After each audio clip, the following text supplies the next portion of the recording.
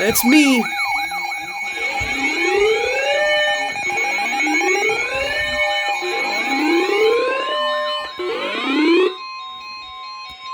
The National Weather Service in Birmingham has issued a severe thunderstorm warning for northwestern Shelby County, southern Jefferson County, until 6 p.m. Central Daylight Time.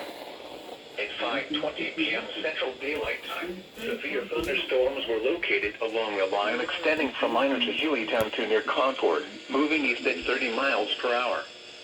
Hazard, 60 miles per hour wind gusts. Source, radar indicated. Impact, expect damage to roofs, siding, and trees.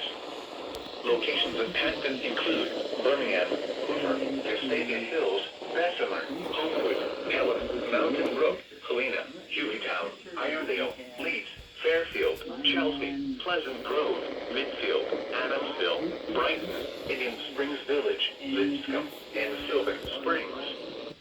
For your protection, move to an interior room on the lowest floor of a building. Repeating, a severe thunderstorm warning has been issued until 6 p.m. Central Daylight Time for the following counties: I'm under it. Alabama, Jefferson, and Shelby.